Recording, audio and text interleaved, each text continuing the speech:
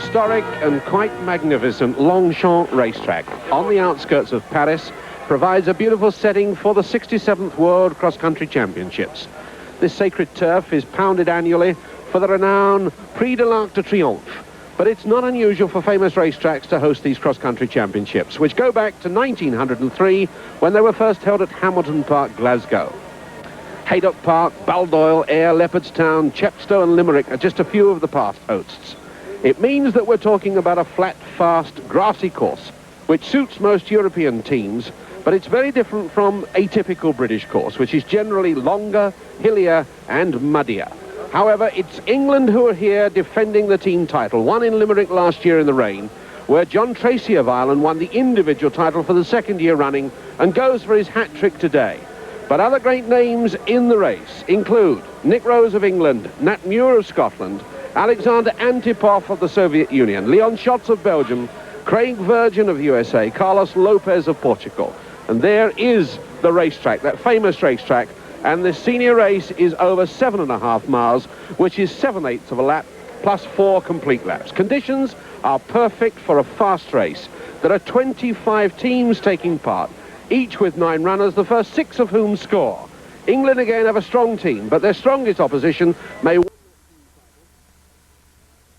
individual title. So we're hoping that that might prove to be a good omen. As the teams line up, let me just tell you the result of the earlier races today. In the junior competition, the team race was won by the Soviet Union, with USA in second, Spain in third, England finishing 5th, Ireland 12th, Scotland 16th. In the women's race, well, it was a marvellous victory, a third successive victory for Grete Waitz of Norway. She won, in fact, by 40 seconds. The team title went to the Soviet Union, with England in the silver medal position, exactly the same number of points as the United States of America, but their better placing in the 4th place gave them second in the team championship. Tony Simmons leading the Welsh pack there away on the left. The Welsh in their red, of course. England in white this year. The Rose of England on their chest. They're all wearing numbers 20. There's Bernie Ford, Hugh Jones, Steve Kenyon, Nick Lees, Nick Rose, Barry Smith, Graham Tuck, Nick Braun and Barry Knight. And there Nick Rose is in the van. The all-whites of England, just about centre of picture. The Welsh, of course, in the red. The Scots are, of course, got their blue shirts on. Look out for Nat Muir. But the French in the red, white and blue.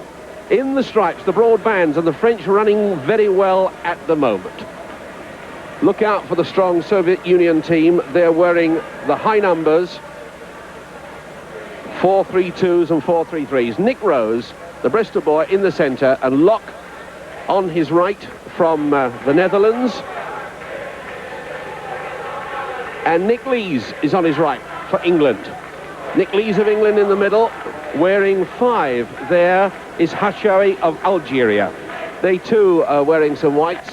7 is Mada of Algeria, so they've got and Bernie Ford is up there leading this very strong English pack.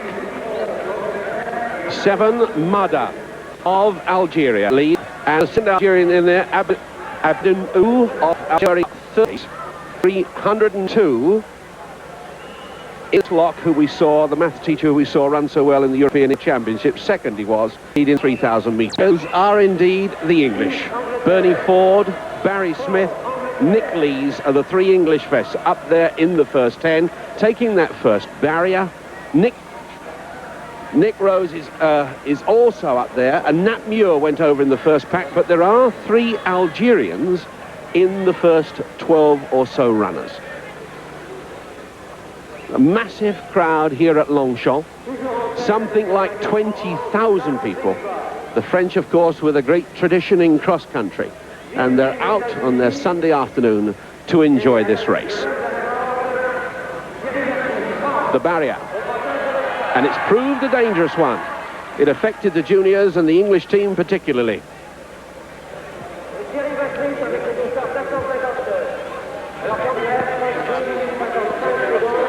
John Tracy of Ireland, all Ireland's hopes on him, on the shoulder of Nick Rose as they go into this second lap. Nick Rose leading for England, John Tracy for Ireland, with Ortiz of Italy in third place, wearing 246. Tracy the Mudlark running so well and so confidently. Still at Providence College, Rhode Island. His American coach over here to watch him. His brother in the same team as they go in the trees about 700 meters down the course on this second lap. Interesting, Ron, that John Tracy said before the race that he'd be a little bit upset, or worried rather, if athletes were with him at 2 miles, and he's certainly got some extreme pressure from Nick Rose here. Nick Rose represented England last year in the international cross country in the rain and only finished 22nd. There's Barry Smith going through, and Nick Lees going through, being chased by Antipov of the Soviet Union. So England still packing well. Nick Rose still 35 meters ahead of Schatz of Belgium and running absolutely magnificently. And we have to apologize to you. We understand that you've had a breakup in pictures. This massive crowd enjoying this spectacle. We're perched on the roof of the grandstand, as it were, some 60 feet up. And we've a bird's eye view, and it really looks great to see an England vest out there in front, Belgium, and we know that the English team are packing well. Their tradition's so great in this race. There's the gap. Leon Schatz of Belgium in second place. And we've got Ortmann wearing the cap for West Germany, the first of the Soviet runners. It looks like Antipov, and John Tracy on their inside, looking for his third successive title. So the big names are all up there, but look at the English vests as Nick Lees crosses that barrier, not so far behind. And Steve Kenyon was in sight there, and so too was Bernie Ford. And that's what we need, 6 English vests up there if they're going to get this title and defend it successfully, having won it in Limerick in the pouring rain last year. The gap now about 40 meters. Nick Rose in this home straight, at the end of this home straight, and that's another 350 meters. He'll have 2 laps to go. Just behind him, Leon Schatz. Then one of the Russians, John Tracy, unmistakably in the green of Ireland. The tall man in the hat, that's Ortmann of West Germany. And Watrice of France is in there. And it looks like Nick Lees, the next of the English runners. Though we're so high perched up, we're still trying to read those numbers. But the pack are closing the gap on Schatz, and Schatz looks around and knows it. It looks like another Belgian on the inside. They're the only team wearing all blue, so there's 2 Belgians up there. Now that looks like Nick Lees is across. And we've got another Englishman, so 3 in the first dozen runners. And there's the gap. We go away from Schatz, and Nick Rose, 45, 55, 60 meters. He's going away from them at the moment. Nick Rose having a quite magnificent run. Craig Virgin of the United States now making his challenge in second place, going away from Antipov. Said he felt good, guaranteed he'd finish in the first 3. Craig Virgin, this very strong American, the holder of the US record at 10,000 meters. A class runner breaking away from the rest of the field, and with 1.5 laps to go, going after Nick Rose. The first real threat, the first real challenge. No effect. Schatz is staying there, Antipov not coming. And it's Virgin that goes after Nick Rose. So Nick Rose is about 1,000 meters ahead of the tail-enders who are moving underneath us now. And the England score, which he's at the helm of at the moment, 91. And that really is an incredible score in this class of running. And maybe the gap is creeping out again. It's about 25 meters as they go underneath us and go into the last lap. The very light is fired into the air. Nick Rose away from Craig Virgin. And then Schatz has been overtaken by the West German. Then Antipov. John Robson goes round. Steve Jones underneath. Bernie Ford is the next white vest. And then Barry Smith, I can see. So we've got 3 English vests up there in the first 15 or so. Russia up there, another American coming through. Now Steve Kenyon, I can see. And he's running with Nick Lees. There's two more English vests packed together. One more Scot goes through underneath us. And there's Graham Tuck for England. So it looks as though we've got 5 or 6 up there. And now the ginger hair of Hugh Jones in his big international debut. So England still packing well, and Nick getting his head going from side to side. Great peaks and troughs in his career. Oh, and he stumbled badly there on that log. He must be getting tired. A race over 7.5 miles. This long, lush grass must be sapping their energy, just as it does for the horses. But he's still being urged on and egged on. Good English support out here. Nick Rose, now 28. Winner earlier, not only of the national title, but south of the Thames, and has been doing a lot of cross-country running in his preparation this year. And Shots is now up with Virgin. So that little pack making their charge, and Virgin, he may well have blown it. Still leading them, but he hasn't gone on his own. He's back with the pack. The man who's been out in front from the start now, being roared on, is Nick Rose of England.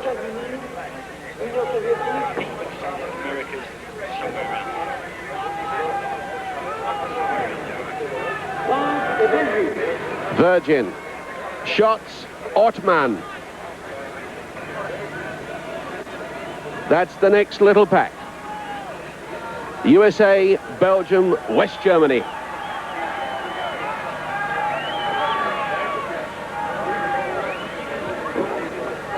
Then the next pack, we should see John Robson.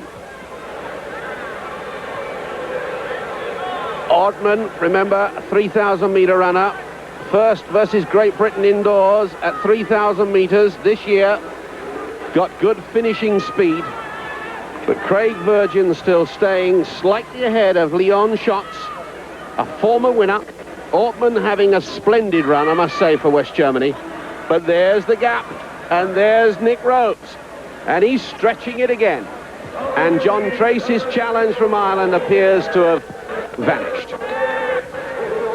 Well, just to give you an indication of the score, England still under that magic 100 at 94, and they've been under the 100-point mark for the last 3 laps, and that really is magnificent. Great team packing. Belgium, well, they have about 160 at the moment, and France 182. USA are up there as well, with Virgin at the helm. And but really, Nick Rose, this is the man this race is all about. And the picture, Stuart, clearly indicating that he's opened up another gap. It's spread now back to the 60 metres that he had for the first 3 laps. He really is going from strength to strength. He went through a bad patch, I'm sure. He really looked a little bit tired. But then when they tried to close the gap, he burned them off, as the true front runners occasionally can do. There's the gap. Look, they're receding at this moment on this last lap. And this could be one of the great victories. It's significant that when David Bedford last won it in 1971, he won it by a wide margin. He led the English team to victory, and he had also won the National that year by a wide margin, probably the widest ever, 40 seconds. And he was watched at that time by young Nick Rose, leading the English juniors to victory in the international race. So this could be a magnificent piece of history coming to life now. Half a mile to go. Nick Rose chasing David Bedford's great record of that one great cross-country season, and doing it in style. Half a mile to go, and the challenge is vanishing. Virgin trying to get away, Ortmann trying to get away. Nick Rose will have none of it. And the English that are here and that were in the stands have gone down to the side of the track to cheer him on. The Bristol boy. And what a record it will be. American cross-country champion, British cross-country champion, and if he holds on to this lead, international and world cross-country champion. Look at that, it's closed again, yet again. Virgin trying a burst. Nick Rose, head down. Ortmann leading the charge. The West German leading the charge now. Ortmann, who's got finishing speed. This really is pulsating. Ortmann of West Germany. Hans-Jürgen Ortmann, the 25-year-old, who beat us on indoor track and is now closing the gap. And there's 500 meters to go, and Nick Rose is getting tired. And Ortmann is coming on the charge. And that will be a tragedy for the man who's led so far. Can't remember West Germany ever winning this international race. Nick Rose, who's thrown down the gauntlet, cut out the pace, and Ortmann's closed on him, and it's a tremendous finishing pace, and Virgin's closing too. This is a magnificent finish, and Ortmann's got him in his sights. There's about 500 meters to go. Less than that, maybe 400 meters to go, and Ortmann's on his shoulder, and Nick's looking tired. Oh, what a tragedy. And Ortmann, if he goes and continues to go, that will be the break point, and Nick Rose has got to go with him. He must try and stay. Nick Rose, head rolling from side to side. The crowd absolutely lined with supporters here. Ortmann of West Germany with the finishing speed. Oh, and it's agony for Rose to watch this. They've got about 250 meters to go, and a gap is growing, and Virgin's closing on Nick Rose. What a tragedy for the Bristol boy. Ortmann going away, Virgin closing. Ortmann of West Germany, Nick Rose, Craig Virgin of America, the first three, and there's not much between them now. This could be the closest title. And Virgin is burning up and going past Nick Rose and closing on Ortmann with 100 meters to go. Ortmann has been overtaken on the inside. Craig Virgin of America goes into the lead and won't be overtaken. It's a unique American victory, I'm sure. Nick Rose in third, and it's America 1, West Germany 2. Tragedy for Nick Rose of England. Shots his foot.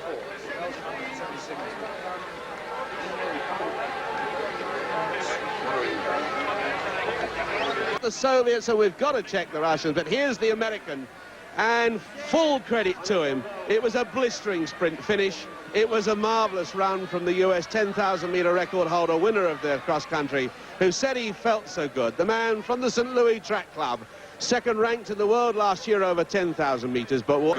Russia.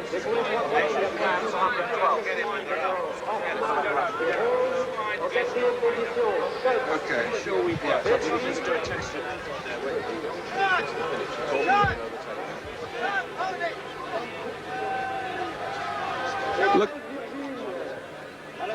Look at that for a sprint finish. Craig Virgin overtaken Hans-Jürgen Ortmann, a big grin on his face. He comes into the pens. He's timed it immaculately. Really, with 100 meters to go. Those who did the work, he crept out of the pack earlier on, edged his way through, and he's the man showing the greatest form now. Look at that. He's finishing with sprinting speed,